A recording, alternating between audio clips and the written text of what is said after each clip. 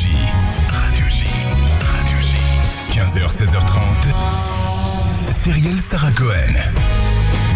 Bonjour à toutes, bonjour à tous et bienvenue sur Radio J. Si vous venez de nous rejoindre, ce n'est pas Cyrielle, c'est Léa au micro. Cyrielle sera de retour très bientôt à l'antenne. En attendant, on l'embrasse très fort. En tout cas, je suis ravie d'être avec vous et de présenter cette émission jusqu'à 16h30, 1h30 avec notre invitée que je suis ravie de recevoir, Nathalie Marquet-Pernaut. Bonjour à vous, Nathalie. Bonjour. C'est l'occasion de vous connaître un peu plus dans cette émission. Une émission qui est en direct live sur nos plateformes de streaming sur radioj.fr et sur Radio J. 15h, 16h30. Cyrielle Sarah Cohen. Radio J.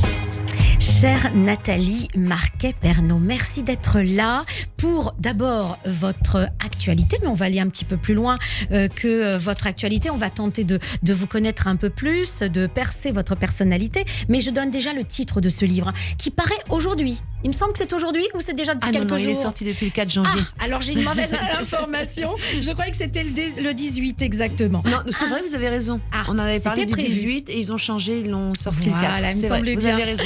Un signe de toi, son âme guide mes pas. C'est le titre de votre livre paru aux éditions Guy Trédaniel. Voilà, et c'est un livre très émouvant dont on va parler dans quelques instants. Mais bien évidemment, on va percer votre personnalité en remontant un petit peu le temps. Et si vous le voulez bien, on va commencer par vous demander trois mots qui vous définissent vous-même. Franche. C'est difficile quand c'est sur soi même. Aidante. Et courageuse. J'ai noté ces mots et on va voir tout au long de l'émission si ça correspond à ce que l'on ressent. Mais on va commencer par le début, toujours le début. Nathalie, vous êtes née un 17 mars à Comines, c'est dans les Hauts-de-France, c'est à la frontière de la Belgique. Exactement. Exactement. Vous avez un frère et une sœur et vous avez passé, je pense, toute votre enfance dans cette ville. À peu près, jusqu'à l'âge de 5 ans. Ah, jusqu'à l'âge de 5 ans. Après, je suis partie en Alsace. Mais on sait très peu de choses sur vous, justement. Ce que l'on sait, c'est que très vite, vous avez participé à des concours de beauté. Oui. Que vous avez bien sûr remportés. Et ces concours vous ont mené à l'élection, bien sûr, de Miss Alsace en 86, Miss France en 87, 6e dauphine de Miss Monde également en 87. Alors, pour en savoir un petit peu plus sur votre vie d'enfant, qu'est-ce qui, dans votre famille, à l'enfance, a été déterminant pour entreprendre un parcours comme celui que vous avez fait? Moi, j'étais une enfant très turbulente, les pauvres parents. J'étais plutôt un garçon manqué. Ouais. Et donc je n'aimais pas les professeurs parce que je détestais d'avoir des ordres. Donc je fuguais beaucoup. Vous voyez, mais c'était une catastrophe. Et mon père, il s'est dit, mais qu'est-ce qu'on va faire de ma fille? C'est pas possible. Et c'est grâce à mon père si j'ai été me présenter pour l'élection de Miss Alsace, parce que c'est lui qui m'a poussée, qui m'a forcée. Au début, j'ai dit, mais il est hors de question, c'est ringard, je ne vois pas ce que je vais faire, une élection de Miss, mais qu'est-ce que tu veux que j'aille faire là-bas? Et mon père, il m'a inscrit à mon insu et j'ai été sélectionnée. Donc un soir, en dînant, mon père fait, voilà, tu as été présélectionnée pour faire Miss Alsace, donc tu es obligée d'y aller. Et là, je regarde mon père, je dis, non. Non, je n'irai pas, je ne vois pas ce que j'irai faire là-bas. Et donc, avec mon papa, on s'est embrouillé pendant 3 jours. Ah, vraiment? Et un soir, ma mère, elle monte dans ma chambre, elle dit, écoute, arrête de faire la gueule à ton père, et tu lui fais plaisir, et de toute façon, tu ne risques pas de gagner, donc fais-le. Et quand ma mère m'a dit, tu ne risques pas de gagner, je dis, elle a raison. Ça vous a libéré? Ça m'a libéré, j'ai été le faire, et j'ai gagné. Et ben voilà, grâce au joli petit minois, parce que votre père l'avait déjà vu, il avait senti déjà. Il m'a sauvé la vie. Et puis alors vous allez entrer finalement très vite dans ce monde-là, dans cette carrière, dans ce parcours, au sein de ce domaine qui est assez difficile quand même, des concours de beauté. Vous avez 19 ans quand vous êtes Miss Alsace, n'est-ce pas? Oui. Quand on a comme ça très vite une carrière qui s'ouvre devant soi, on voyage, vous allez en Indonésie, aux États-Unis, enfin vous allez un peu partout dans le monde, c'est le tourbillon. Qu'est-ce qui fait que vous gardez la tête froide? Ça, c'est grâce à mes parents. Ah oui, ça c'est quand même, ça c'est grâce à mes parents et moi j'ai toujours mes amis d'enfance, ça n'a pas changé, bien rester la tête sur les épaules. J'ai connu mes parents qui se sont levés très très tôt pour aller travailler. Ma mère se levait à 5h du matin pour faire les ménages dans les hôpitaux et mon père était dans la mécanique, donc je sais que travailler c'est très dur et donc voilà, donc pour moi ça a été un bonheur et puis il faut rester soi-même. Je trouve que c'était important et moi je me sentais jamais légitime d'être Miss France parce que je me sentais pas jolie. Enfin, je me trouvais oui, pas moche non plus, mais quelconque, quoi. Et je me suis dit, j'ai eu de la chance d'être élue parce que c'était les Alsaciens qui étaient très chauvins. Et c'est grâce aux Alsaciens si j'ai été élue parce que ma première dauphine, je me souviens, c'était vraiment une bombe atomique, très très jolie, des yeux verts, des longs cheveux, verts en amande. Mais là-bas, ils n'ont pas beaucoup téléphoné. Puis c'était la toute première élection diffusée sur France 3. Oui, par télévision. France 3 avec Guy Lux. Eh oui. Donc on savait pas à quoi s'attendre. Et donc tous les Français n'étaient pas comme maintenant derrière leur écran en train de voter. Donc moi je pense que c'était mon ange gardien qui était au-dessus de ma tête et qui m'a beaucoup aidée. Et voilà, donc et après j'étais bien entourée avec Madame de Fontenay où elle m'a bien dirigée, mais il y a la personnalité qui compte aussi. Bien sûr qu'il y a la beauté, mais il y a le mais au démarrage, vous savez, quand vous avez 19 ans, j'avais jamais quitté ma province. Je quitte la première fois mes parents. C'était la première fois que j'arrive sur Paris.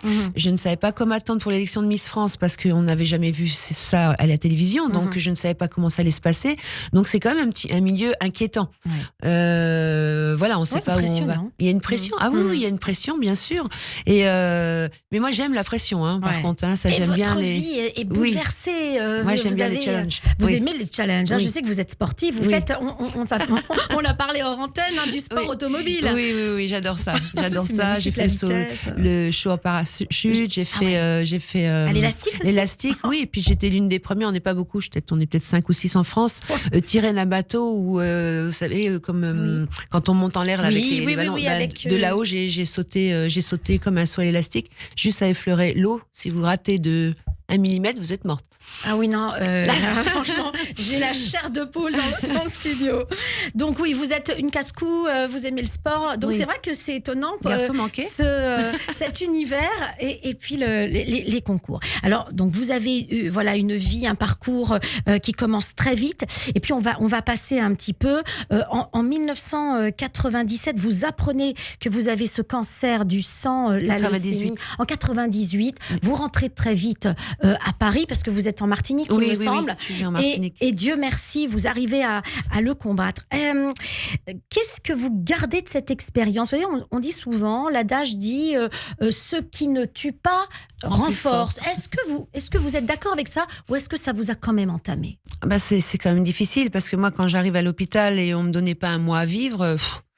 On se dit, mince, comment je vais faire ? Et comme moi, je me dis que la science n'est pas infuse, donc j'ai écouté mon corps, et heureusement, parce qu'il y a plein de choses que j'ai refusées.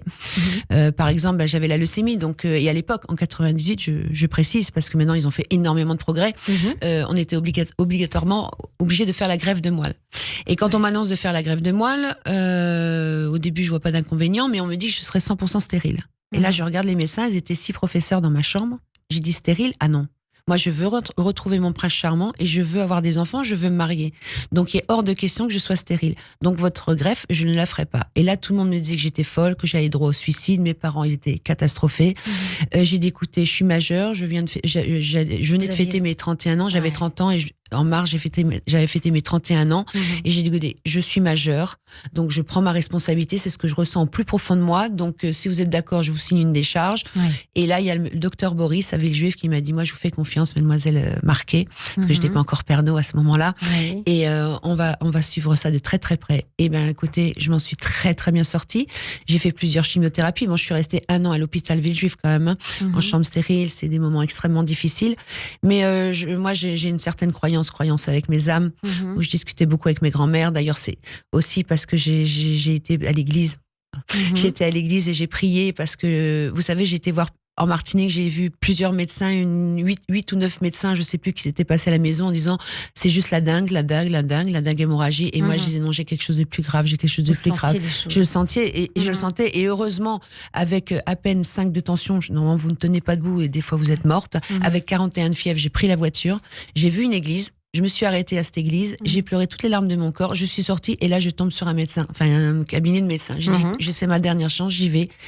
Et elle m'a dit, mais vous êtes une rescapée, il faut que vous allez en urgence à l'hôpital, parce qu'elle m'a fait faire une prise de sang, qui avait un laboratoire juste en face, mais une chance inouïe.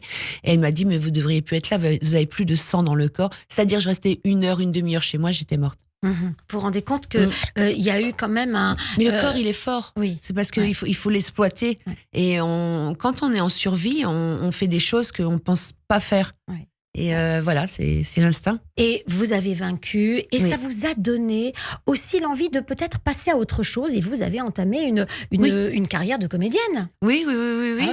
Vous saviez que vous vouliez être comédienne déjà dans l'enfance? Mes parents le savaient. Décidément, papa, j'imagine. Papa et maman.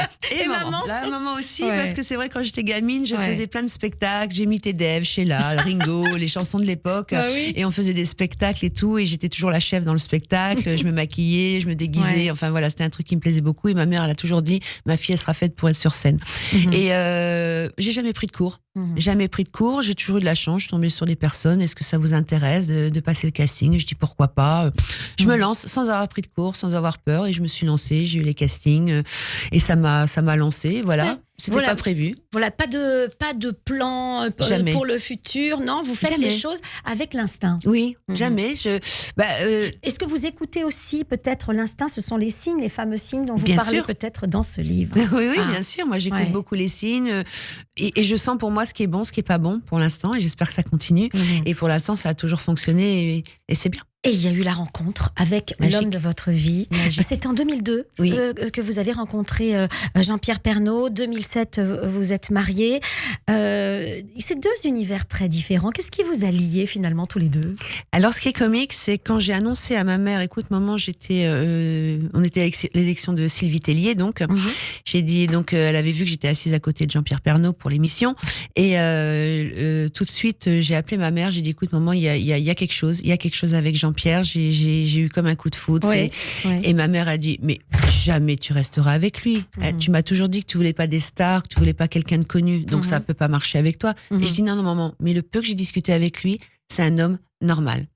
Un homme souriant, marrant, qui se la joue pas à la grosse tête, qui est comme tout le monde. En fait, tout le monde. C'est ce qui a plu aussi à tous les téléspectateurs. Voilà. C'est cette simplicité, cette proximité, cette gentillesse aussi qui caractérisait Jean-Pierre Pernaut. Alors vous avez fait couple tout de suite avec lui. Vous êtes mariés en 2007. Quel genre de couple vous étiez? Simple, hein. Il faisait à manger, moi je changeais. Si j'avais pas le temps, je dis écoute, est-ce que tu peux passer l'aspirateur? Voilà, on partageait toutes les tâches. On avait la même vision tous les deux, une sincérité, une liberté. Si vous voulez aller à un endroit, y aller, moi j'y allais. Enfin voilà, une confiance totale. Voilà, c'est ça un couple. Des engueulades comme tout le monde, hein, ça c'est normal, mais ça restait jamais longtemps. Oui, puis c'est pas toujours mauvais. Non, c'est pas toujours mauvais, au contraire. Et puis moi j'ai un caractère bien trempé. Donc voilà, mais c'est important de dire les choses. Et non, c'est vraiment 20 ans magique. Et deux enfants. Deux enfants. Alors aujourd'hui, vous sortez ce livre, c'est votre actualité, Un signe de toi. Un livre que vous avez écrit, pourquoi? Déjà, on en avait parlé avec Jean-Pierre à l'hôpital, parce qu'il avait aimé mon précédent livre. Moi, j'y crois. C'est le 5e, hein? Ça, c'est le 5e. Oui. Livre. Mais ça n'a pas été sur les mêmes sujets. C'est Moi, j'y crois, c'est à peu près le même sujet. Mais sinon, j'ai fait justement ma biographie par rapport à ma leucémie, justement pour aider les gens et qu'on pouvait s'en sortir, malgré que j'avais pas fait la greffe. Après, j'ai écrit Le cancer en face. Moi, mon éditeur, il était contre, parce qu'il m'a dit mettre le cancer sur un livre, c'est pas bon, ça ne fera pas vendre. Je dis, je suis pas là pour vendre, je suis là pour montrer que le cancer ne doit pas être tabou. Et puis, un autre qui partager votre expérience aussi. Oui. Et puis c'est surtout pour aider les proches. Parce que c'est vrai, les proches ont du mal à dire, mais qu'est-ce que je dis aux patients, ou à mon père qui est malade, quand je rentre dans l'hôpital, je sais pas quoi dire. Voilà, j'ai écrit plein de choses là-dessus. Et puis être un proche, il faut se protéger aussi. Parce que souvent, on fait une dépression après quand on soutient quelqu'un qui est malade. Donc c'est compliqué. Dans ce livre, c'est cette période de l'avant, avant le décès, la maladie, l'hôpital, et puis le décès. Mais quand on titre son livre Un signe de toi, c'est qu'on veut dire quelque chose. Qu'est-ce que vous voulez dire sur la mort? Que la mort n'existe pas pour moi. Vraiment, elle n'existe pas. comme je dis, le corps, il est que poussière, hein, il est dans un cercueil au fond de la terre, mais c'est pas grave, ça c'est rien. Et l'âme, il est au-dessus. Et donc moi, Jean-Pierre, je faisais beaucoup de rêves prémonitoires. Donc Jean-Pierre était quelqu'un de très terre à terre. Hein. Mais quand je faisais mes rêves prémonitoires, chaque fois au matin, j'écrivais sur un tableau à la cuisine. Je dis voilà, il va arriver ça et ça. J'ai eu la date de la mort de son frère, la date de la mort de notre jardinier, la date de la mort de Johnny Hallyday qui adorait. Il me dit mais non, mais c'est pas possible pour Johnny Hallyday. On sait qu'il est mal, mais il va passer les fêtes. On s'y attendait pas. C'est vrai que le 5 décembre, on s'y attendait pas à la mort de Johnny, pas aussi rapidement. C'est vrai. Donc je lui avais dit tout comment ça allait se passer, ça s'est exactement passé. Et puis il y a pareil. le rêve aussi sur Jean-Pierre que vous ne lui avez jamais dit. Non, évidemment. Non. Alors parler pour la mort pour ses 72 ans, ça a été un gros pressentiment, plus qu'un rêve. Ah, plus qu'un rêve. Oui. C'est justement ce que je voulais vous dire. Quand vous parlez de signes, comment ça se matérialise? Alors déjà, moi c'est la télé qui s'allume à 4h du matin. Alors d'ailleurs, moi j'ai pris plein de preuves sur mon téléphone portable. Oui. Et à la fin du livre, il y a des photographies. Oui, aussi. Et dommage que je ne pouvais pas mettre de vidéos aussi, surtout, pour faire taire les gens.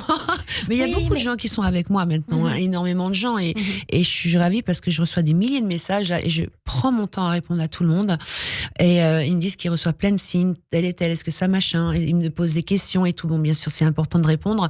Et c'est vrai que moi, j'ai fait des vidéos aussi parce que donc il était 4h du matin, je me réveille, enfin la télé s'allume, donc ça me réveille. Mais sur le coup, je me dis tiens, je me suis peut-être endormie sur la télécommande. Donc je prends, non, elle était sur la table de nuit, mais je la prends quand même, j'éteins sans penser. 1 fois, 2 fois, 3 fois. Et là, j'éclate de rire, je fais Jean-Pierre, il est 4h du matin, j'ai envie de dormir. Et donc là, c'est là à ce moment-là que je filme, je mets mes 2 télécommandes sur mon lit comme ça. Et j'attends que la télé se rallume, elle se rallume et on voit bien les 2 télécommandes qui sont là. Donc je la réteins, je fais pareil, elle se rallume. Et donc après, vous savez, vous avez les chaînes HDL, HD1 et tout ça pour changer, pour pas que ça revienne, pour pas qu'il y ait de chaînes. Et c'est quand même revenu. Donc j'ai été obligée de débrancher parce qu'au bout d'un quart d'heure et un moment, il faudrait quand même que je dorme. Mais j'étais contente, contente. Donc j'ai éteint la télé. Pour vous, Nathalie, excusez-moi de cette question, Bien mais sûr. il n'y a pas de doute. C'est-à-dire, ces événements, le cœur dans le café, le cœur avec les gouttes d'eau, il n'y a pas de doute. Non, il n'y a pas de doute. Alors, même les plumes, beaucoup avec les plumes. Alors les gens, ils disent, mais comment je peux savoir que c'est un signe pour moi? Mais moi, c'est parce que je me pose toujours une question où je parle très souvent avec Jean-Pierre et je dis, voilà, je pense à ça. Est-ce que tu peux m'aiguiller? Est-ce que c'est oui? Est-ce que c'est non? Et hop, j'ai une réponse après. Parce que c'est vrai que si vous trouvez une plume par terre, est-ce que c'est pour vous le message ou pas? Vous ne savez pas. Non, moi je le sais parce que c'est au moment où j'ai posé la question et ça me répond vraiment. C'est comme, j'ai voulu, un matin, je me lève au mois de décembre l'année dernière, je me réveille, je me lève, je prends ma douche, en sortant de ma douche, je dis, je ne sais pas pourquoi, je dis, qu'est-ce que j'aimerais bien faire l'émission des traîtres sur M6. Et je dis, ça serait bien que je fasse avec Lou, avec ma fille. Et puis voilà, j'ai pensé à ça, je dis ça serait rigolo. Je prends ma voiture, je vais faire des courses, et d'un coup j'ai un message. Donc je regarde son message. C'est pas bien en roulant, je regarde le message. Attention. Pas bien du tout à ne pas faire. Voilà. Mais bon, je suis une pilote, mais c'est pas bien. En plus, elle est C'est pilote. pas bien, mais c'est pas bien. Même les pilotes font beaucoup d'erreurs, surtout les pilotes. Et là, je vois bonjour, on aimerait que vous passiez le casting pour les traîtres avec votre fils. Je les ai posés 1 heure avant, quoi. C'est quand même dingue. Et donc, après, j'ai fait les traîtres avec mon fils. Mais plein de messages comme ça. Je vais dans un cimetière, pas dans un cimetière, je vais au marché, pardon, parce que je vais acheter des plantes pour le cimetière, pour emmener à Jean-Pierre.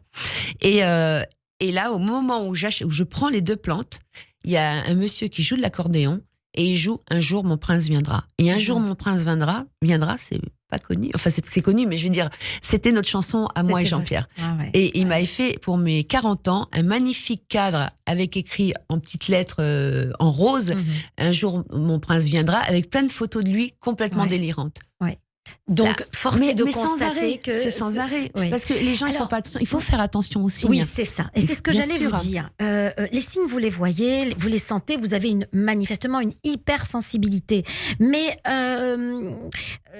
est-ce qu'il faut apprendre à voir ces signes, selon vous? Est-ce qu'il y a des gens qui sont imperméables et qui finalement ne peuvent pas voir ces signes?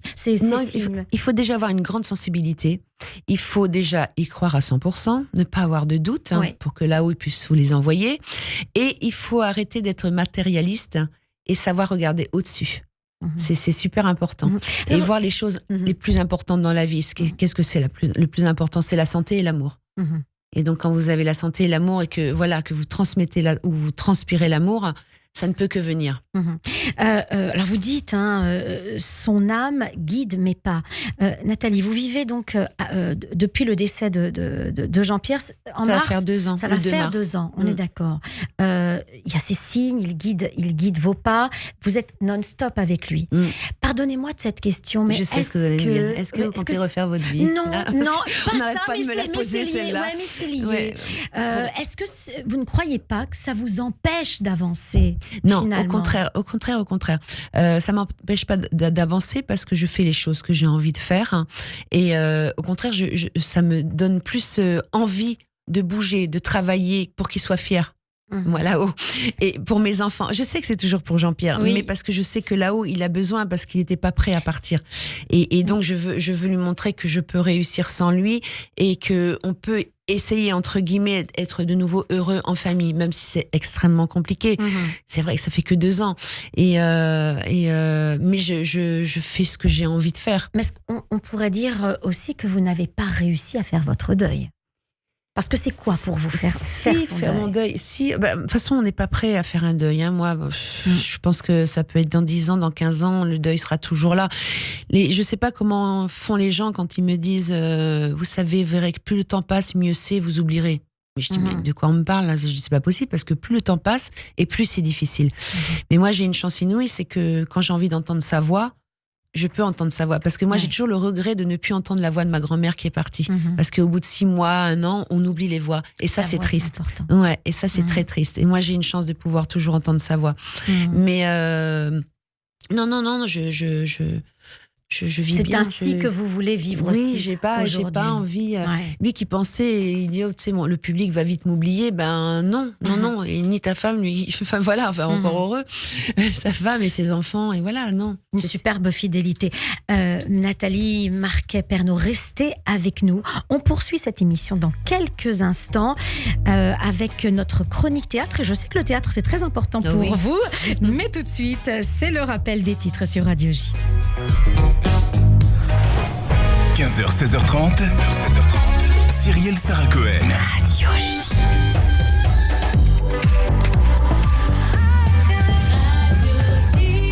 Il est 15h30. Bonjour à tous et bienvenue sur Radio J. Tout de suite, le rappel des titres présenté par Ethanit Belaïch.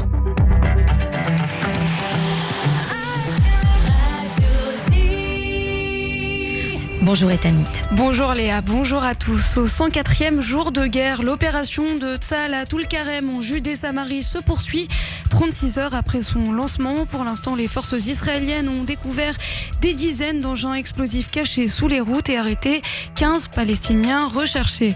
Les pays arabes prévoient de proposer un plan de cessez-le-feu, de libération d'otages et de normalisation avec l'Arabie Saoudite. C'est ce que révèle le Financial Times, qui précise qu'en contrepartie, Israël devrait accepter des mesures en vue de la création d'un État palestinien. Elle devait participer à la distribution de médicaments aux otages détenus par le Hamas à Gaza. La Croix-Rouge annonce qu'elle ne participera finalement pas à la mise en œuvre de l'accord de transfert d'aide humanitaire avec le Qatar. Les États-Unis, après avoir mené de nouvelles frappes au Yémen contre les rebelles soutenus par l'Iran, ont annoncé désigner les Houthis comme entité terroriste. La riposte des Yéménites n'a pas tardé.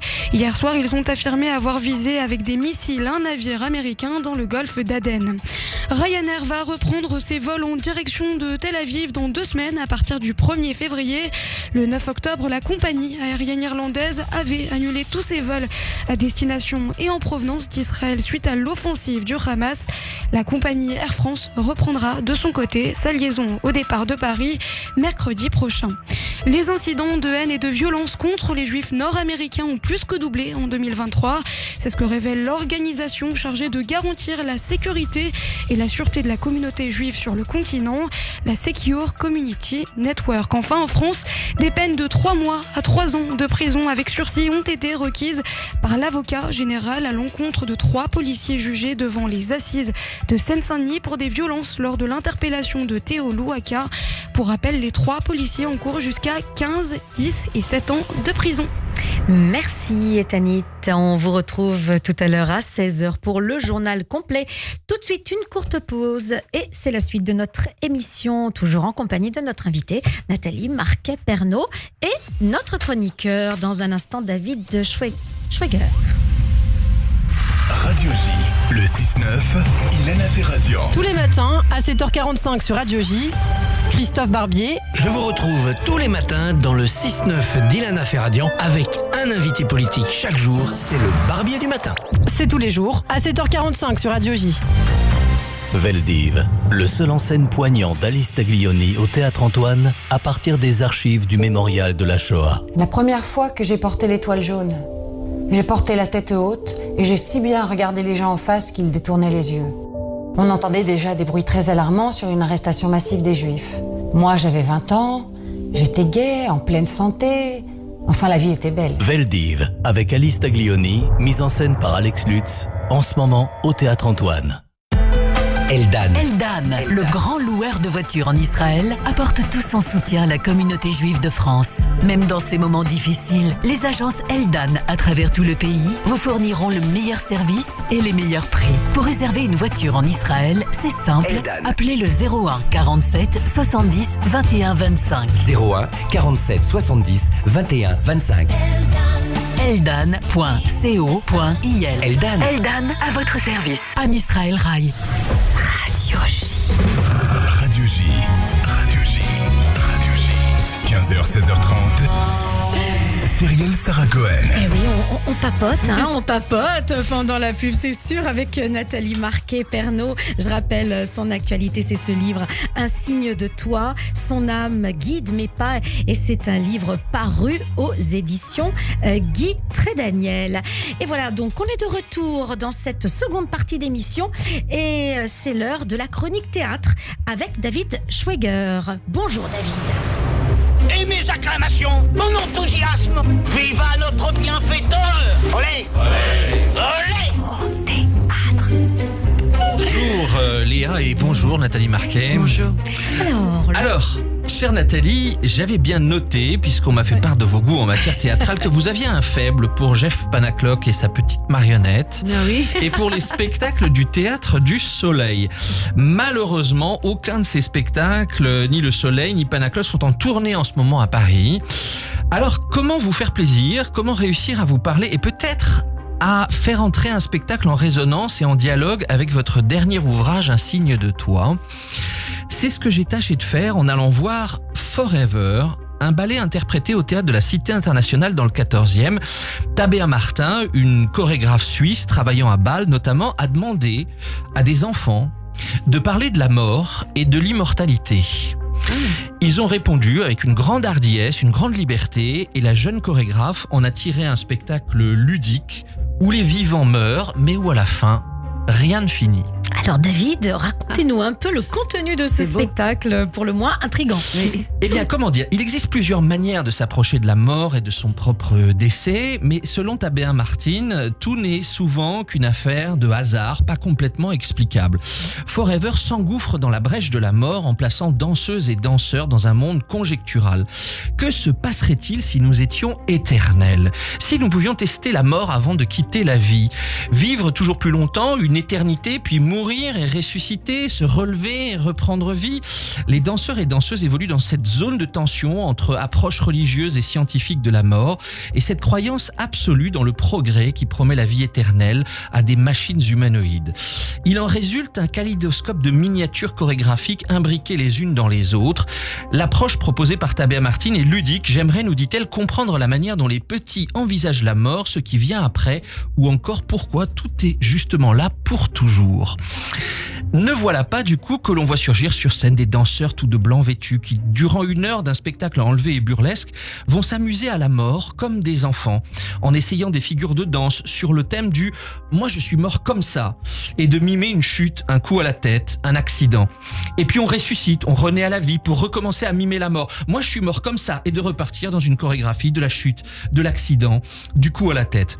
Le traitement réservé à la mort est comme annoncé ludique. On s'amuse beaucoup sur cette scène, une autre manière de défier la mort que de la considérer avec un regard d'enfant. On s'amuse avec du sang artificiel. Ça, c'est le grand jouet sur cette scène.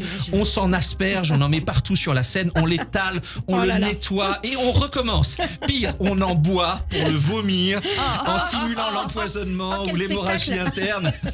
On sent derrière chaque élément chorégraphique le témoignage des enfants des 3 écoles primaires de Bâle qui en ont permis l'élaboration. Avec toujours cette espèce de joie infantile habitant le propos, il y a quelque chose après la mort. On peut recommencer, réfléchir à elle, s'en moquer, la mettre à distance, espérer ressusciter et rire de ce qu'elle nous a fait. Un mot peut-être, David, sur la mise en scène et la scénographie du spectacle. Oui, Léa, car Tabea Martin nous offre avec sa scénographe Véronika Mutalova un spectacle léché et soigné. Ces 4 danseurs et sa danseuse évoluent dans un univers entièrement blanc, de leurs costumes aux ballons gonflables qui peuplent la scène, du sol de la scène à la neige artificielle qui va parfois tomber dessus. De fait, le rouge du sang artificiel fait son effet sur cette scène et cet environnement immaculé. Il s'y découpe, y tâche, il choque, salit même parfois, quand il est répandu partout sur les cœurs et sur les corps et sur le sol. Le rouge peut devenir aussi radical et éblouissant pour les yeux, des éclairages qui en un clin d'œil font passer la scène du tout blanc au tout rouge et inversement. Des effets suggestifs et travaillés qui donnent à ce ballet une sophistication toute suisse. Et en conclusion, eh bien, je recommanderais à tous ceux qui veulent se mettre à l'écoute d'un ballet très contemporain et troublant, à l'écoute des paroles de l'enfance et de son agitation ludique face à ce curieux fait qu'est la mort et sa part de tragique, d'aller faire un tour du côté de la Cité internationale ou dans la tournée du spectacle pour s'interroger avec Tabea Martin sur le mystère de la mort, mais surtout de son dépassement, de son au-delà, du deuil qu'on a finalement à en faire dans un grand éclat de rire pour naître à la vie forever. Beau.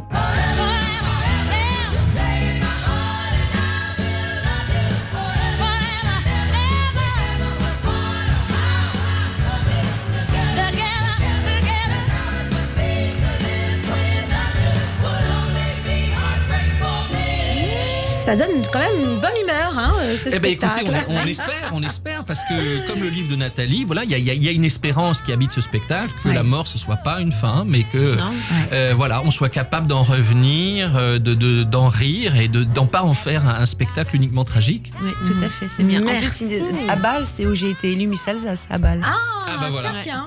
Encore un lien. Encore un signe. C'est mystérieux. Hein. Merci David Schweger. Et je rappelle que Forever, la chorégraphie de Tabea Martin, c'est comme ça qu'on dit. Oui, Tabea Martin ou Martine, oui. Est jouée jusqu'à la fin du mois au théâtre de la Cité internationale. Et puis ce sera partout en tournée, en France et en Europe. Voilà. Ben, merci pour ce conseil en tout cas.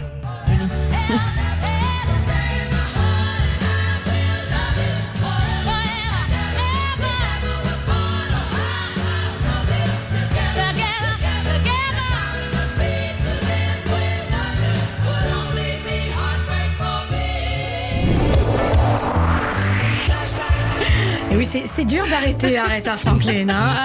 Je comprends très bien notre réalisateur Philippe. C'est la rubrique Flashback, mais on va pas être en reste parce que dans cette rubrique Flashback, on va pénétrer dans l'univers musical, le vôtre, Nathalie, celui de Jean-Pierre et du vôtre, parce que vous nous avez donné vos petits coups de cœur musicaux. Et bien sûr, on va commencer par un interprète, et lequel, je crois qu'il n'y a pas une personne qui ne l'aime pas. C'est Johnny Hallyday. Bien sûr. Oula.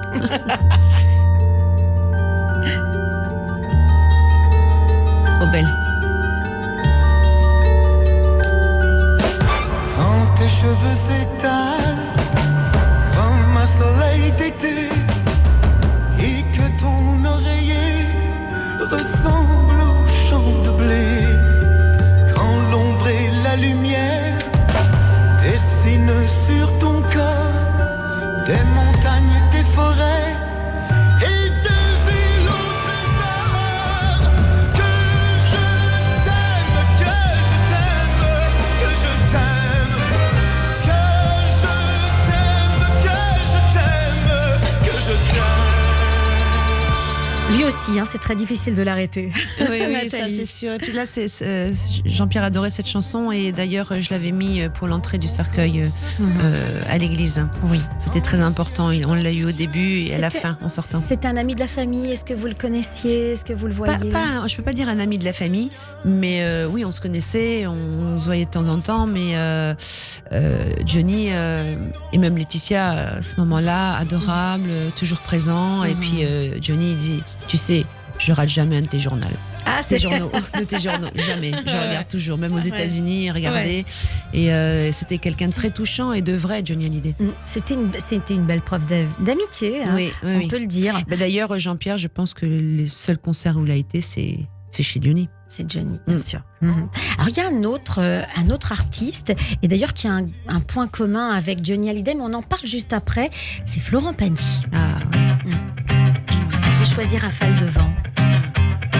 J'en ai croisé des vies, j'en ai fait des saisons. J'ai traversé la nuit, j'ai filé mon blouson. Et pourtant, c'était là. J'en ai passé des lunes à questionner demain. J'en ai connu des filles qui n'y comprenaient rien. Et pourtant, c'était là, devant moi. J'avais oublié l'humeur d'un été. Et pourtant c'est si bon de penser qu'une rafale de vent pourrait tout emporter, pourrait nous emporter. Et pourtant c'est si bon de rêver. Cette fois c'est moi qui ne veut pas arrêter la musique. Chacun son tour. Nathalie, Florent Pagny, alors le point commun, je dirais, d'ailleurs avec tous les interprètes que vous nous avez donnés, ce sont non seulement des voix, mais ce sont aussi des gens qui interprètent avec leur trip. Oui, c'est des personnalités très très fortes et qui sont sans tabou, qui osent dire les choses et qui... Florent Pagny, Johnny Hallyday sont des grosses stars et n'avaient peur de rien et disent ce qu'ils pensent. Et Florent Pagny, moi je l'admire énormément et je l'admire énormément aussi pour son combat. On s'est eu au téléphone, quand j'ai perdu Jean-Pierre, je l'ai eu au téléphone, malheureusement je peux pas vous dire ce qu'on s'est dit parce que c'est privé, mais je le remercierai jamais assez tellement qu'il est franc et parler de son cancer ouvertement comme ça, comme l'a fait Jean-Pierre, pour aider les gens qui ont le cancer du poumon, je trouve ça formidable, vraiment. Et ça peut aider les gens qui sont à l'hôpital, les gens qui sont en détresse, et ça c'est bien. Alors c'est vrai que le point commun c'est la voix, c'est la personnalité, c'est vrai, mais c'est aussi des gens simples. Et là je dirais que c'est un point commun avec Jean-Pierre Pernaut, c'est-à-dire cette simplicité, cette bienveillance, oui, et cette proximité aussi avec les gens. Oui. C'est ce qui expliquait le succès de Jean-Pierre Pernaut d'ailleurs. Oui, Jean-Pierre il aimait dire la vérité, il voulait toujours que son journal soit bien construit pour son public. Il cherchait, malgré qu'il avait des audiences au top, il cherchait toujours du renouveau et il se couchait pas sur ses lauriers comme on dit, s'inquiétait tous les matins de son audience, c'est quand même un truc de dingue jusqu'à ses 70 ans et l'audience c'est incroyable. Il ne voulait pas décevoir son public. C'est ça, il voulait plaire, il voulait aussi peut-être leur apporter quelque chose. Et d'ailleurs là je dirais que c'est aussi un point commun avec vous, parce que dans ce livre Un signe de toi, son âme guide mes pas, c'est un livre qui est tourné vers les autres. Bien sûr que c'est votre vie, mais les gens qui traversent cette perte d'un être cher, hein, on va tous le vivre, ou on l'a déjà vécu. C'est un livre qui fait du bien. Mais c'est ce qu'on me dit. C'est les messages que je reçois. On me remercie parce que ça leur fait beaucoup de bien. Vous savez, j'ai des messages où des gens ont perdu leur mère, leur sœur, leur frère en un mois de temps. Mais c'est un truc de dingue, tout ce qu'on peut entendre. Et d'entendre dire, écoutez, j'ai lu votre livre, ça me fait un bien fou, mais moi je suis heureuse, quoi. Voilà. Mais c'était aussi pour un hommage pour le public de Jean-Pierre aussi, parce qu'ils ont besoin de savoir la vérité sur plein de choses. Et comme Jean-Pierre n'avait jamais de tabou, donc je me suis dit, je vais faire comme lui, je vais continuer et être franche avec son public, parce que il y a pas un jour où on ne parle pas de Jean-Pierre. Justement. Est-ce qu'il est toujours là, le public? Toujours. C'est ça qui est incroyable. C'est même quand je vais au cimetière, oui. Puis les gens souvent encore me prennent dans leurs bras, pleurent encore, beaucoup de gens pleurent encore. Et puis j'ai l'impression quand ils me voient, qu'ils sont heureux, parce que c'est comme si j'étais une moitié de Jean-Pierre Pernaut. Oui. Que c'est pas que Nathalie Marquet, mais Jean-Pierre Pernaut, et ils ont envie de m'avoir dans leurs bras, donc bien évidemment, je les serre dans mes bras aussi. C'est une belle marque d'amour. Ouais. Et bien sûr, ils ont lu ce livre et ils vous disent que ça leur a apporté peut-être tous ces signes dont vous parlez. Parce que, évidemment, je ne vous cache pas que pour ceux qui sont totalement fermés à cela, bien sûr. Ça peut choquer, je veux dire. Non, qu'est-ce qu'elle raconte? Elle imagine. Et puis, il y en a d'autres qui vivent la même chose que vous et qui n'osent pas. Beaucoup, et qui n'osent pas justement dire mais merci d'en parler, parce que moi j'ai peur d'en parler même à ma famille, parce qu'on va me prendre pour une folle, on va me dire c'est parce que je suis en deuil mais franchement moi, comme je suis la plus jeune, par exemple il y a une jeune fille là que j'ai lue, je suis la plus jeune, moi, je viens de perdre ma maman et tout ça, et je pense qu'elle veut me protéger, et j'ai vu moi des signes que mes frères et sœurs ne comprennent pas, donc voilà, mais chacun dans vous savez, il y a un truc qui est quand même important quand on parle des EMI. Vous voyez, mort imminente, les gens qui meurent pendant, soi-disant, enfin qui sont morts cliniquement sur leur lit, et puis subitement ils se réveillent. Mais en attendant, ils font un voyage. Ils voient bien leur âme qui sont au-dessus de leur corps. Ils arrivent à tout vous raconter par le moindre détail de ce que les médecins ont dit, de ce que sa femme faisait dans sa cuisine chez lui à la maison. Ils reparlent aussi tous, plus de 10 millions de personnes disent la même chose, que ce soit français, italien, espagnol, enfin n'importe, disent tous qu'ils traversent ce couloir où il y a une lumière remplie d'amour, que après ils rencontrent des personnes, mais bien sûr ils rencontrent pas la personne physiquement, mais ils arrivent à se reconnaître, à se reconnecter avec l'âme, et après on leur dit c'est pas votre moment, il faut redescendre, mais c'est très difficile. Il y a des témoignages qui sont quand même et qui sont bien, qui sont très bien, et au moment où l'âme redescend dans votre corps, parce qu'elle se remet dans votre... Les gens vont prendre... Mais moi, c'est comme ça. Mais en tout cas, ce sont les témoignages. C'est les témoignages. C'est ce que disent les gens. Mais il y a beaucoup de mince, comment on appelle ça? Ceux qui font des études, scientifiques, pardon. Oui. Il y a beaucoup de scientifiques qui font des recherches, parce que maintenant, ils y croient de plus en plus. Et d'ailleurs, j'ai appris qu'ils mettaient des enveloppes sur les coins des murs, en espérant qu'une fois, il y a une âme qui va réussir à ouvrir l'enveloppe et dire ce qui se passe sur le bout de papier. Études de scientifiques. Donc voilà, donc les gens qui ont quitté leur corps ont tous raconté la même chose. Mais c'est quand même impressionnant. Donc, oui, c'est impressionnant. Donc, voilà. Alors quand vous dites dans votre livre son âme guide mes pas, là ça va, c'est un cran au-dessus. Parce que on peut voir des signes, mais là vous voyez carrément des conseils. Comment vous manifestez ce genre de... Déjà là, moi je le sentais près de moi pour écrire ce livre. Moi je me dis que je l'ai pas écrit toute seule, je l'ai écrit avec lui. Donc il y a plein de choses où non, ça je vais pas dire. Puis j'avais... Moi, c'est pas dans la tête où j'entends une voix, c'est vraiment dans le bas-ventre.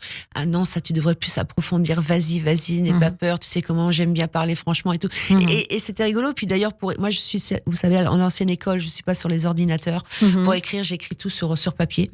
Et je prenais son stylo fétiche. Donc, voilà, il était avec moi et ça venait tout seul, quoi. Et ça, c'était chouette. Alors, j'imagine que vous écoutez aussi les musiques que vous écoutiez ensemble. Hein. Oui, et il y a un troisième artiste que j'aimerais écouter avec vous. Et on est toujours sur la même longueur d'onde, si j'ose dire. Claudio Capéo. Oui, absolument. Mais qu'est-ce que c'est beau. Qu'est-ce que c'est beau. Mon Dieu. Tout de suite, les premières notes. Je t'aurais dit toutes les choses que je ne t'avais jamais dites, que ta peau a l'odeur des roses, que j'adore le prénom Edith. Je t'aurais dit toutes les choses qu'on ne dit pas assez souvent, car souvent dans la vie on n'ose pas dire les choses tant qu'il est temps. Je t'aurais raconté la mer, que tu la vois une fois encore. On aurait viré l'infirmière, puis on aurait rigolé fort. Je t'aurais dit que ton visage me fait penser à l'océan, que tes rides ressemblent à des vagues où vont se baigner les enfants. En partant ce soir-là, si j'avais su que le temps n'attend pas, oh, si j'avais su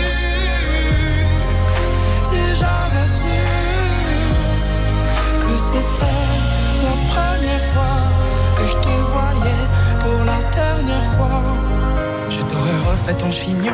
Et toi tu m'aurais dit ça tire. J'aurais fait un peu le con, juste pour regarder ton sourire. Je t'aurais promis de faire une chanson qui raconterait comme t'étais belle, qui raconterait comme on est con, croire que les gens sont éternels. Et puis je t'aurais serré si fort qu'il y aurait des marques à ton cou. Je t'aurais regardé encore, et puis je t'aurais regardé surtout. Ouais, c'est très beau, Claudio C'est tellement Capéo. juste, mais tellement juste tout ce qu'il dit. C'est vrai que des fois, si on savait que c'était le dernier jour, déjà on laisserait pas les personnes à l'hôpital, je pense. On les emmènerait chez moi, je l'aurais emmené chez moi, quoi. Mais ça va tellement vite, des fois, on s'y attend pas du tout, quoi. Et il y a tellement de choses. Pourtant, on a l'impression qu'on s'est tout dit, mais non. Il y a plein de choses qui nous reviennent. J'ai pas dit ça, j'ai pas dit ça. C'est elle est tellement vraie, cette chanson, tellement belle. Ouais. Mais aujourd'hui, vous pouvez encore partager, j'imagine, à travers cette musique. Hein, c'est un langage tellement fort qui touche à l'âme. Claudio Capéo. Je t'aime aussi. Les mots, faut pas qu'on les conserve, faut les distribuer à la ronde. Sinon les mots, à quoi ils servent? À part à décorer les tombes. Si j'avais su en partant ce soir-là, si j'avais su que le temps n'attend pas, si j'avais su,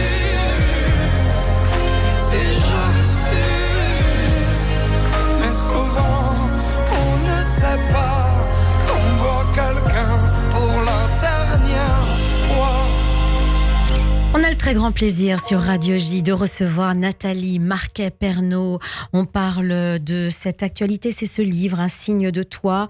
Son âme guide mes pas. C'est un livre paru aux éditions Guy Trédaniel qui nous permet de revivre les derniers moments de Jean-Pierre Pernaut, avec lequel vous avez partagé votre vie, l'homme de votre vie, l'amour de votre vie. Oui. Vous allez jusqu'à dire cela. Alors, c'est le temps, c'est l'heure de l'interview introspection. Alors, ce sont 10 questions qui vont nous aider à mieux vous connaître. Vous pouvez répondre ou pas. Je vous laisse choisir et on va commencer dans la douceur sur la musique de ce jazzman, compositeur Jérémy Ababou.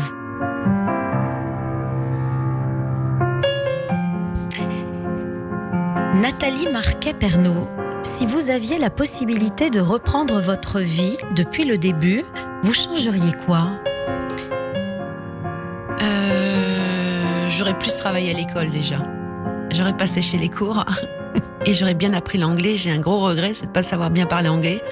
Donc mes enfants, j'ai toujours été derrière eux. Ils parlent l'anglais couramment et mon fils là est parti à Abu Dhabi et il travaille un maximum et c'est que en anglais. Je suis très fière.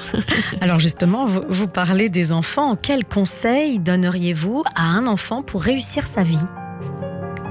J'ai pas de conseils à leur donner. Je veux qu'ils soient heureux. Je leur fais confiance. Faut faire confiance à ses enfants. Et ils m'ont tellement donné d'amour et tellement raccroché à la vie que je peux leur faire que confiance. Et ce qu'ils vont décider ou ce que l'un ou l'autre va décider, je suis d'accord avec eux. Quel a été le plus bel âge de votre vie et pourquoi ?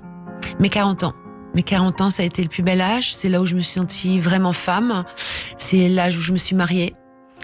Et voilà, je trouve que on connaît plein de choses et on peut dire je sais, comme dirait Gabin. Voilà.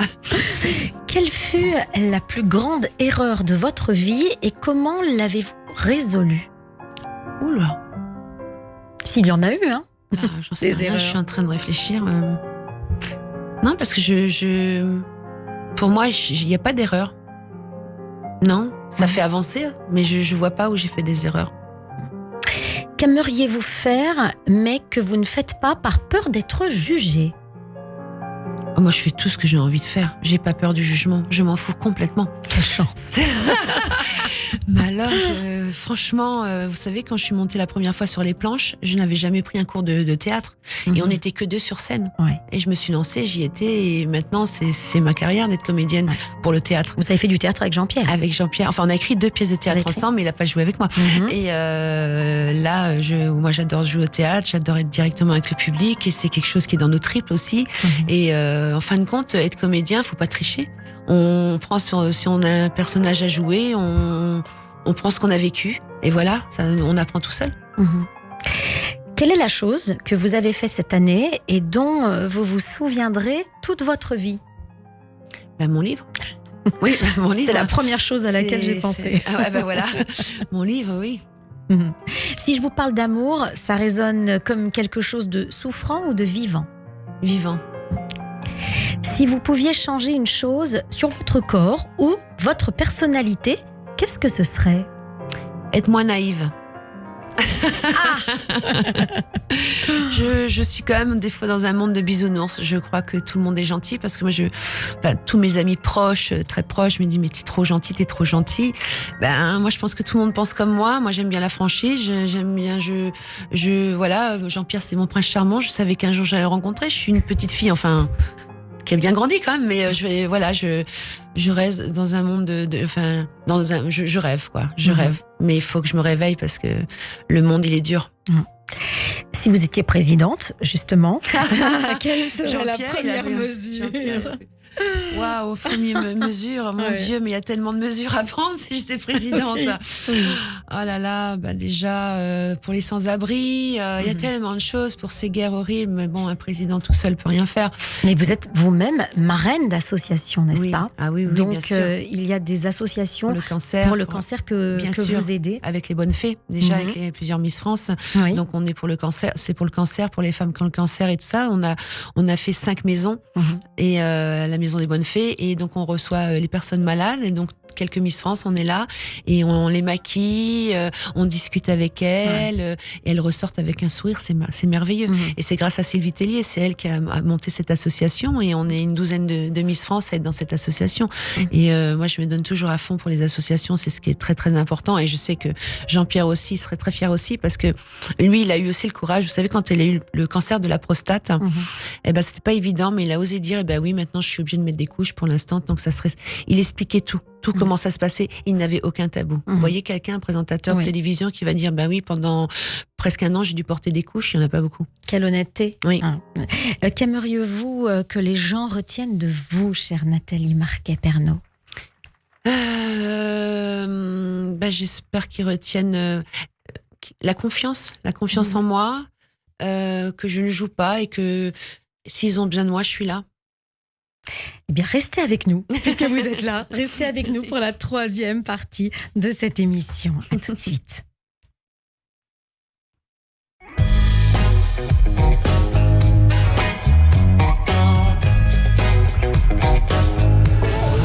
Radio J. Vous écoutez Radio J à Paris sur 94.8 en DAB+, et sur notre appli Radio J. Radio J. Ce sont nos enfants qui se battent pour défendre la Terre Sainte, Eretz Israël. Aujourd'hui, nous sommes attaqués. Nous devons nous battre pour gagner. Il n'y a pas d'autre alternative. Nos soldats sont au front, ils ont besoin de vous. Adressez vos dons à 100% La Royale, BP 17 75 921 Paris CEDEX 19. 100% La Royale. 100% La Royale. 06 09 44 31 25. 06 09 44 31 25. Du 14 au 29 janvier, l'Écuche vous présente le Festival Confluence 2024. Concerts, théâtres, rencontres, cours, ateliers, conférences, programmes jeunes publics. Festival Confluence, plongez-vous dans la quinzaine des cultures juives de la Méditerranée. Informations et réservations sur écuche.fr et 01 53 20 52 52, 01 53 20 52 52. Le Festival Confluence bat son plein. Rejoignez-nous.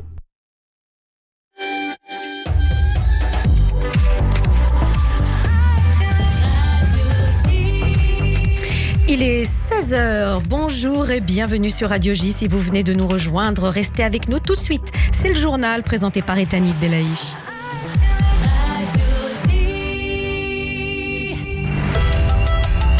Etanit, bonjour. Bonjour Léa, bonjour à tous. Le président israélien était en déplacement au forum de Davos ce matin Aux côtés d'ex-otages, Yitzhak Herzog s'est adressé au public venu assister au Forum économique mondial et il a déclaré que l'État hébreu voulait, je cite, un avenir dans lequel nous pouvons vivre ensemble, où Gaza peut être bien géré. Nous devons négocier avec ceux qui pourraient être un partenaire potentiel, tout en évoquant la sécurité en Israël et la guerre en cours depuis plus de 3 mois. Il a rappelé que 136 otages étaient toujours aux mains du Hamas, Pascal Sunshine. Alors qu'Yitzhak Herzog a débuté son intervention en présentant une photo du petit Kfir Bibas, le plus jeune otage détenu par le Hamas et qui marque aujourd'hui son premier anniversaire.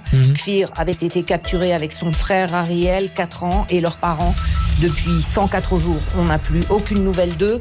Le monde se moque totalement des victimes israéliennes, de toutes les attaques terroristes qui ont eu lieu avant le 7 octobre, a déploré Yitzhak Herzog. Le président israélien a aussi expliqué que les Israéliens ne pouvaient pas penser au processus de paix dans la situation actuelle. Ils veulent d'abord être sûrs qu'ils ne pourront plus être attaqués comme ils l'ont été le 7 octobre, que ce soit par le sud, le nord ou par l'est. Et Yitzhak Herzog a également rappelé qu'Israël ne combattait pas les Palestiniens mais le Hamas et qu'un empire du mal prenait sa source en Iran, dont les activités compromettent tout processus de paix ou de stabilité dans le monde. Notre correspondante en Israël, Pascal Sunshine. Les pays arabes prévoient de proposer un plan de cessez-le-feu, de libération d'otages et de normalisation avec l'Arabie Saoudite. C'est ce que révèle le Financial Times. Dans le même temps, Israël devrait accepter des mesures irréversibles en vue de la création d'un État palestinien en échange de ce plan. Selon le journal, les États-Unis et les Européens accepteraient également de reconnaître officiellement un État palestinien ou de soutenir son adhésion à part entière aux Nations Unies. L'aviation israélienne a ciblé des infrastructures du Hezbollah dans le sud du Liban. Après les tirs de missiles en direction de la région d'Aramisha dans le nord d'Israël, des avions de l'armée de l'air ont frappé des infrastructures du groupe terroriste dans la région d'Al-Adiza. Ces frappes s'ajoutent à celles menées plutôt à Kfar Kila et à Marjeyon. Les missiles tirés en direction du territoire israélien sont tombés dans des zones inhabitées d'après Tsahal. La police autorise une manifestation contre la guerre à Haïfa, une première depuis le début des combats à Gaza. Cela fait suite aux pressions exercées par la Cour suprême sur les forces de l'ordre israéliennes. La manifestation devrait se dérouler samedi, place de Paris à Haïfa à partir de 13h30. 700 personnes maximum pourront défiler. La France muscle son soutien militaire envers l'Ukraine. Le ministère des Armées a annoncé une nouvelle livraison de canons César à Kiev. Au total, 6 Césars vont être livrés dans les prochaines semaines. Ils viendront grossir les rangs de l'armée ukrainienne. Celle-ci en a déjà reçu 49, dont 30 déjà livrés par la France. À noter que pour la première fois, il s'agit d'un contrat commercial passé entre l'Ukraine et l'industriel de l'armement Nexter. Par ailleurs, la France va envoyer du matériel supplémentaire à Kiev, notamment 40 missiles longs porte-escalpe et plusieurs centaines de bombes. Le ministre des Armées, Sébastien Lecornu, sur ces livraisons d'armes. La fierté de la France, quelles que soient nos opinions politiques, qu'on soutienne ou pas le gouvernement du président, c'est pas le sujet. Tout ce qui est promis est réellement livré et tout ce qui est livré a été promis. Tout ce qui est livré aussi fonctionne. Je ne mettrai pas une pierre dans le jardin d'un certain nombre de nos alliés, mais c'est notre honneur aussi que d'avoir effectivement livré des dispositifs qui sont fiables. Vous avez parfois certains pays qui, pour des raisons politiques domestiques, ont fait beaucoup d'annonces et derrière les promesses n'ont pas suivi ou quand elles ont été suivies, c'est avec du matériel qui parfois était défectueux. C'était donc Sébastien Lecornu, le ministre français des Armées, était ce matin au micro de France Inter. Les forces de l'ordre sont toujours appelées à un jeudi noir par leur syndicat à seulement 6 mois des Jeux Olympiques de Paris.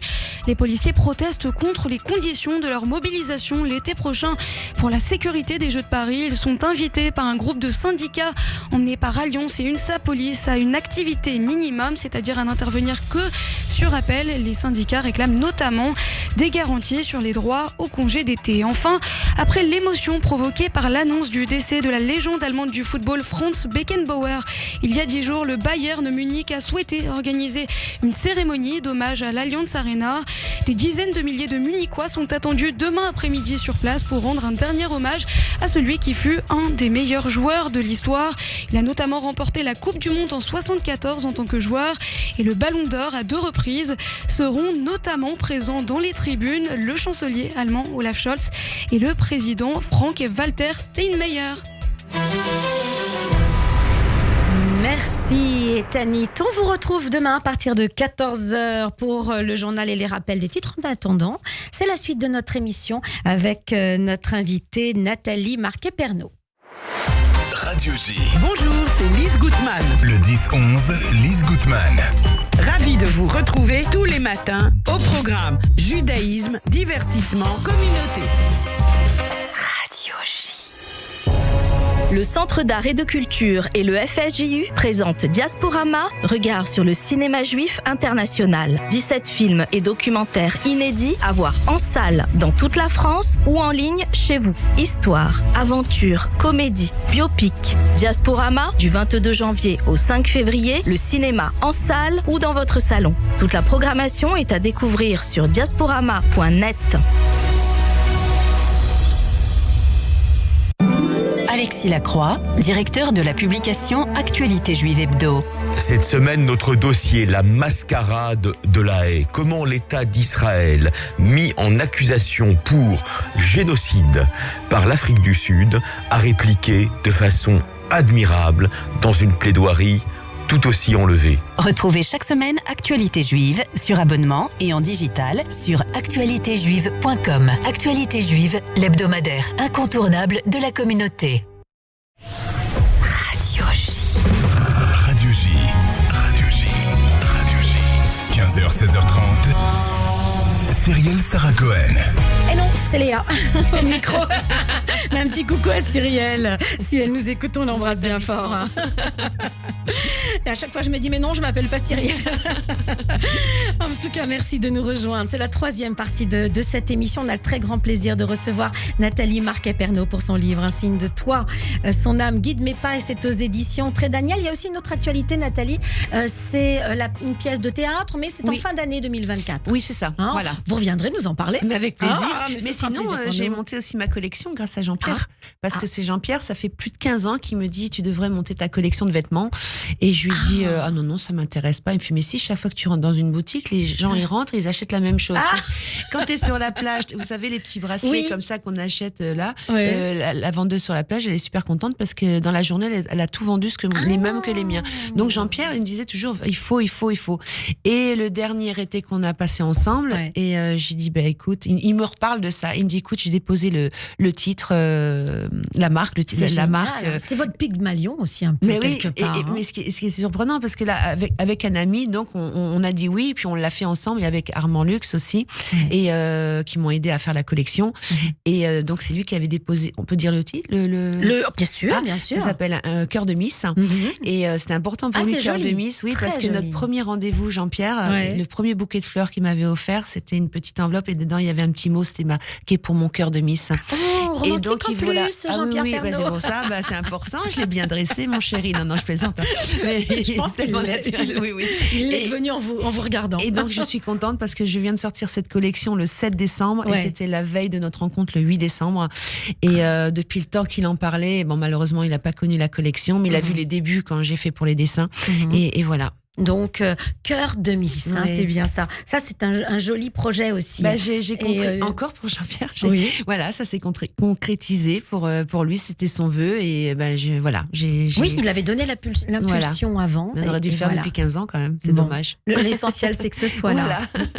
Alors, à présent, c'est la rubrique coup de cœur. Chaque après-midi, c'est le coup de cœur de Cyrielle. On va écouter ça dans un instant. Un nouveau jour dans ce monde. Je me relève quand je tombe, la tête dans les nuages. Eyal, c'est un musicien, c'est un chanteur toulousain.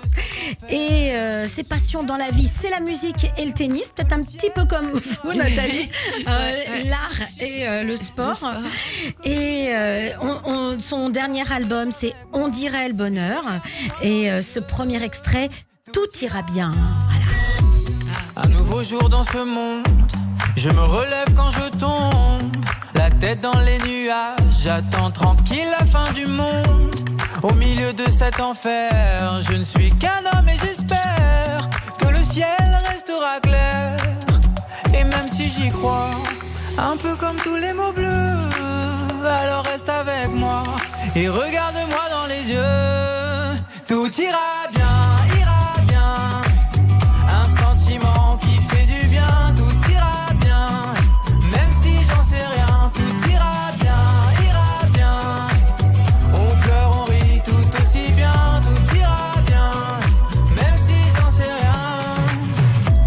Jamais facile d'oublier tous les remords, les regrets. Jamais facile d'en parler, mais t'inquiète pas, ça va passer.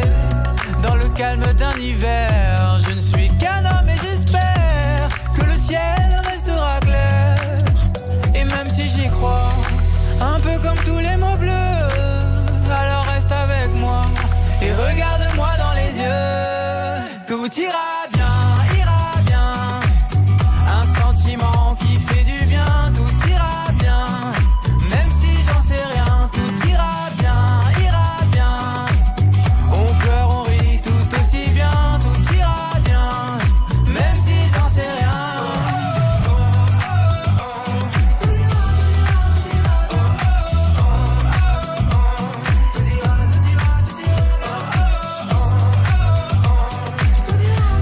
C'est une très belle balade, Nathalie. Mais c'est magnifique, Il moi, fait j'aime penser bien. un peu à Florent Pagny. Un petit peu.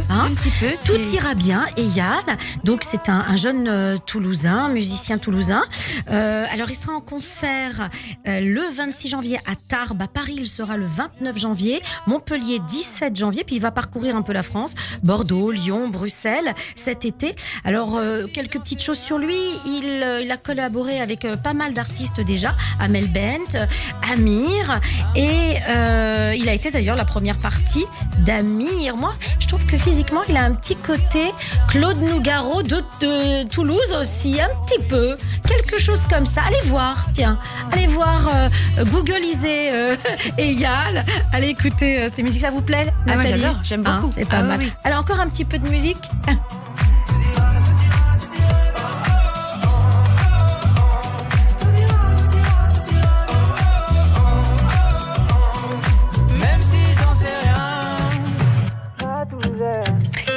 Ma Toulousaine, c'est un deuxième titre pour découvrir un peu plus Eyal, et on va se quitter avec Ma Toulousaine pour cette rubrique coup de cœur. J'aurais dû te dire tant de choses maintenant que je suis là et que j'ose. Donne-moi le temps de te montrer mes défauts et tout ce que j'ai dans le cœur. Donne-moi le temps de te dire avec mes mots que je suis courageux mais j'ai peur. J'aurais l'air de rien dans tes yeux, mais t'imagines pas comme t'es belle dans les miens. Je suis pas un super héros, mais je pourrais le devenir pour toi, ma Toulousaine. Oh, oh, oh, oh. Ma Toulousaine, ma Toulousaine. Oh, oh, oh, oh. Ma Toulousaine. Dans les rues du centre-ville, j'ai franchi le pas. Pourtant c'est pas si facile quand on se connaît pas. Je veux que tu sois ma reine, pour une fois que je suis sûr de moi. Je voudrais bien qu'on s'emmène. Donne-moi le temps de te montrer mes défauts et tout ce que j'ai dans le cœur. Donne-moi le temps de te dire avec mes mots que je suis courageux mais j'ai peur. J'aurais l'air de rien dans tes yeux, mais t'imagines pas comme t'es belle dans les miens. Je suis pas un super héros. Ma Toulousaine, c'était Eyal et ça referme notre coup de cœur du jour. Et tout de suite, c'est le portrait de notre invité. Radio J. Radio J. Le portrait psychologique. Et comme toujours, à la fin de cette émission, eh bien, nous avons pour habitude de débriefer ces minutes passées ensemble. Tout de suite, c'est donc Nathalie Marquet-Pernot, votre portrait vu par notre psy du jour, Judith Cohen-Solal. Bonjour Judith. Bonjour et bonjour Nathalie Marquet-Pernot, c'est important le Pernot, oui, parce que on a compris que les gens qui vous rencontrent en fait rencontrent à moitié Jean-Pierre Pernot, donc vous avez intégré une partie de lui. Bon, on a compris en tout cas que c'était très important. C'est un couple comme on le décrit, vraiment fusionnel, mais aussi finalement, comme on dit qu'on a pris un côté de Adam pour faire la femme. Donc on comprend qu'il y avait c'est un peu l'idée du départ. Hein. On a plutôt décollé. Et on dit aussi qu'on doit quitter son père et sa mère pour aller faire un avec sa femme. Donc voilà, vraiment, on a entendu pendant toute cette émission une belle leçon d'amour d'abord, je pense. Et de lien. D'abord, cette idée que vous l'avez attendue, c'était votre prince charmant et que vous n'avez pas d'ailleurs désespéré. Hein. Non. On dit, il va arriver, vous avez l'air de raconter ça de manière très confiante, comme ça. Vous l'attendiez, il est arrivé. Vous aviez 40 ans, mais vous auriez pu en avoir 35, bon, ça ne changeait rien. Voilà. Hein, je crois que c'est ça. En fait, les années n'ont pas d'importance. D'ailleurs, c'est ce que j'ai ressenti pendant tout le temps que vous parliez. D'abord, parce que vous partez de l'idée quand même qu'en fait, les gens qui partent, ils partent pas vraiment. Ils sont encore là. Ce qui fait que, le temps, il est quand même il existe, au fond, parce qu'il est limité. Le temps, c'est... n'est-ce pas un cycle qui va se terminer, c'est parce qu'il y a un bout, parce que la journée elle fait 24 heures, alors 24e heure on passe et puis à la fin de la vie, Et donc comme vous nous dites qu'il n'y a pas de fin de vie, là hop, on est un peu interpellé par cette idée. On ne sait pas ce qu'il y a après la vie. Dans le judaïsme, on ne sait pas ce qu'il y a après la vie. On ne sait pas. Voilà, on dit au moins qu'on ne sait pas. Par contre, qu'on continue à vivre, alors non, ça c'est pas sûr. Mais par contre, on parle de repos de l'âme. Donc, si on parle de repos de l'âme, c'est qu'on pense quand même qu'il y a une âme. Maintenant, c'est parce que c'est. Alors maintenant, le judaïsme, c'est compliqué, hein, parce qu'on aime bien ne rien savoir. Donc, on reste bien poser avec des questions. On aime bien ne rien savoir dans le sens ne rien définir, puisque Dieu, il se définit pas. Alors la mort non plus, puisque on ne sait pas là, ce qui nous a fait, ce qui nous a défait. Il n'y a pas, on n'est pas déterminé, on n'est pas non plus représenté, on peut pas se représenter. Donc c'est vrai qu'il y a beaucoup de questions. Et là, c'est vrai que à vous entendre, c'est quand même sympa. Voilà, vous vivez avec lui, bien qu'il soit mort. Et je comprends quand même qu'il vous manque. Donc voilà, ça n'empêche pas quoi. Voilà, ça n'empêche pas que quand l'autre est pas là, il y a quand même une partie de lui qui est pas là et ça compte. En tout cas, vous êtes bien là. Voilà, donc pour quelqu'un qui parle avec les âmes, vous êtes bien là.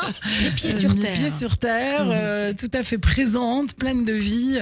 On comprend que vous êtes battu, on a l'impression, vous êtes sorti de manière miraculeuse, donc à force de désir de vie. Je pense que ce qui vous caractérise le plus, je dirais, c'est ce désir et cette force de vie que vous essayez de partager avec les autres. Et vous l'avez dit, vous êtes courageuse et aidante. C'était dans les trois mots que vous avez dit. Oui, voilà. Absolument. Alors, pour la franchise, franchement, là... c'est le mot.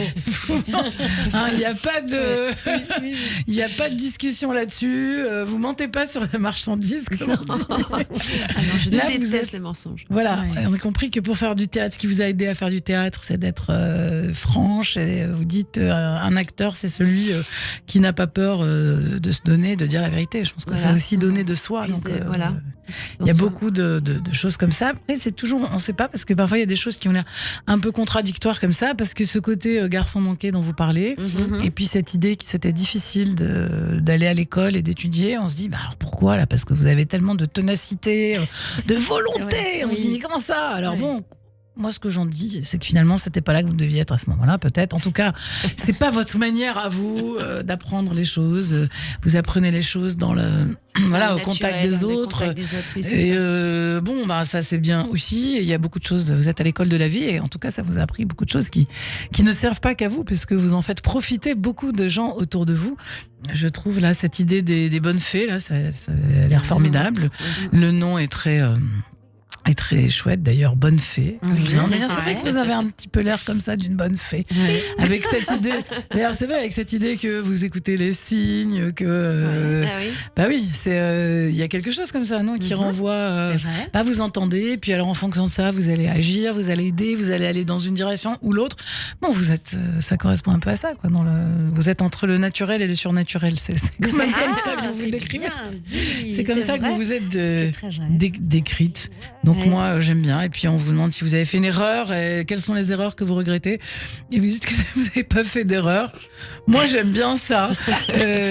Voilà. Et si vous avez des choses que vous regrettez, c'est marrant quand même. Il y a un côté très marrant, je trouve, dans votre franc-parler. Parce que quand vous dites mais moi, je fais toujours ce que j'ai envie de faire, je me fous complètement de ce que pensent les gens. Ça a toujours été comme ça. Voilà. En même temps, j'ai l'impression que finalement, non, vous en foutez pas si c'est pour blesser des gens, si c'est en tout cas de. J'ai toujours une franchise même avec les gens quand j'ai quelque chose à leur dire, que ça leur plaise ou pas. je suis cash, donc on aime ou on n'aime pas. Et voilà, c'est ma vision de voir les choses. Et ça vous a pas fait. J'ai pas l'impression que ça vous a fait tellement d'ennemis. Donc en fait, vous devez avoir la manière. Non. Vous devez avoir la manière pour le faire. Donc c'est pas. Sûrement. Vous essayez quand même de pas blesser Avec les gens. douceur, Donc elle est diplomate alors. Voilà. On a l'impression que vous aimez pas trop blesser les gens. Ah quand non, même. surtout pas. Voilà. Non, la vie est tellement compliquée, mais il faut dire les choses. Voilà. Donc il faut dire les choses, mais il faut ménager les gens. Il faut pas les blesser. Il y a beaucoup de gens qui ne savent pas écouter. Et il faut écouter ses amis, pas que parler de soi, mais écouter. Voilà, donc ça c'est vrai que c'est le secret de beaucoup. Alors moi qui suis psy, n'est-ce pas, dire qu'il faut écouter, ben ça me parle. Donc moi je trouve que en tout cas c'est vrai que voilà, donc avec vous on a une leçon de vie particulière, bien que vous parliez de la mort, d'après la mort. Moi je trouve que là on vient d'avoir une belle leçon de vie, de détermination, de se dire que quand on y croit et quand on veut s'écouter soi-même aussi, parce que il y avait un rabbi très connu qui s'appelait le rabbi Soussia qui disait: ce que je dis il faut l'écouter. Alors le commentaire c'est que ce que je dis il faut que moi aussi je l'écoute. C'est pas que tout le monde doit l'écouter. Parce que alors ça veut dire aussi qu'il faut qu'il y ait une concordance entre ce qu'on dit et ce qu'on fait. Et ça veut dire que on n'est pas en train de donner des bonnes leçons aux autres et puis nous on s'en fiche un peu.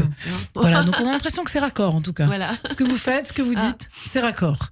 Quand Donc vous parlez, voilà, quand vous avez amené beaucoup de fraîcheur, mais oui. Quand vous parlez dans ce livre, vous parlez aux autres et avec ce que dit Judith, on peut deviner que vous parlez aussi à vous-même. Ah oui, vous bien sûr. racontez en fait ce qui vous est arrivé. Ce qui m'est arrivé, bien sûr. Et c'est arrivé à Jean-Pierre. Et puis et après, donc, comme je dis, pas de tabou et je raconte au public. Et peut-être. D'abord, je me raconte à moi et ça m'a fait beaucoup de bien de l'écrire avec lui. C'est ça. Et peut-être que ça a été ce chemin-là pour vous, le deuil, puisqu'on disait tout à l'heure que non, il n'y aura pas de deuil, le terme ne vous convient pas.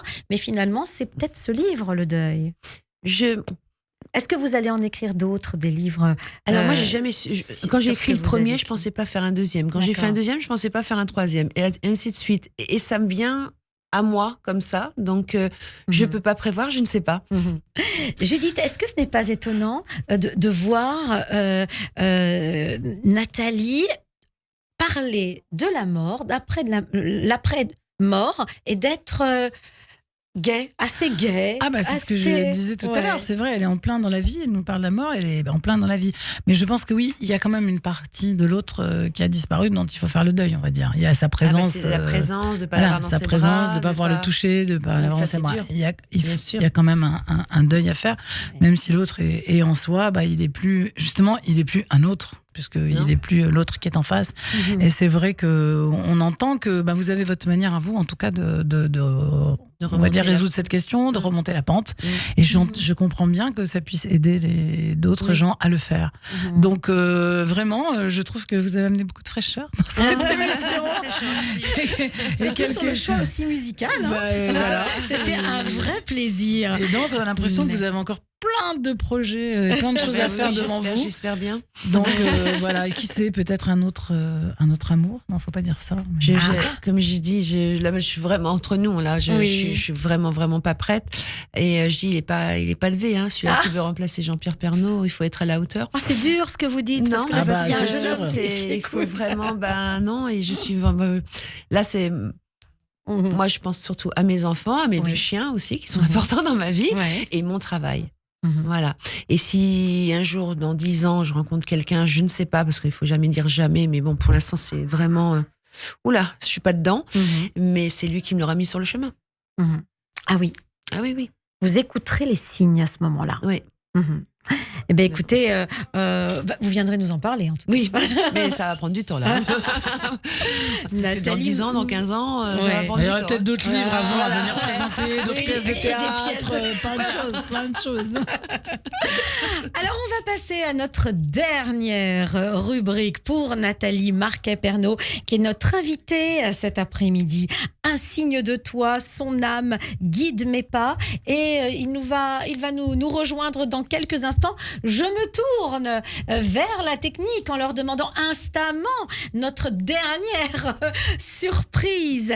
Il s'agit d'un artiste. Cet artiste, eh bien, c'est Wesley Felous qui réserve une belle surprise pour Nathalie Marquet-Pernot qui est avec nous.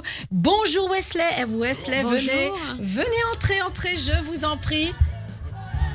Sur la musique qu'on ne voulait pas arrêter. Arrête à Franklin, justement. Bonjour Wesley. Bonjour, vous allez bien? Eh ben ça va bien et vous-même? Ça va. Bonjour. Voilà, je Bonjour. vous présente Nathalie. Eh ben, écoutez, ça fait plaisir. Alors, quelle est la surprise Alors, pour on va Nathalie? vous la montrer, je pense que c'est plus parlant. C'est la radio, mais elle est filmée. Oh, et c'est génial avec voilà. les bébés. Oh, c'est trop. C'est super, c'est vous? Oui, c'est moi. Et oui, là là. l'artiste Et Wesley ça, c'était Felous. avant que je monte sur scène. Voilà. Cette Alors- photo a été prise dans un théâtre Ouais. avant que je monte sur scène. Alors qu'on Oh, précise super. bien, Wesley est arrivé avec un très beau cadre et une œuvre représentant Jean-Pierre, Nathalie, les enfants Lou et Tom, toute la famille. Et je suis super contente parce qu'on me donne beaucoup de portraits que de Jean-Pierre. Ouais. Mais là, la famille pas, j'ai pas. Donc, Ouais, je me suis dit que c'était important de. c'est le plus beau. justement- Ben oui, c'est très gentil, ça me touche Superbe, énormément. C'est superbe tableau. Ah, j'adore. Ah Et là alors, là, ah bah, il va être superbe posé tableau, chez moi. de Je peux vous Wesley embrasser Felous. Bien sûr, bien Allez, sûr. un bisou pour refermer l'émission. Moi, je trouve que c'est pas mal de refermer l'émission. Ah oui, vraiment. Et il va pas être dans une armoire. Hein. Oh là là. Il va poser, et vous verrez souvent quand il y a des tournages à la maison, ah, mais c'est quoi le cadre, ce cadre? Il y a plein de cadres de gens qui Oui. m'ont envoyé.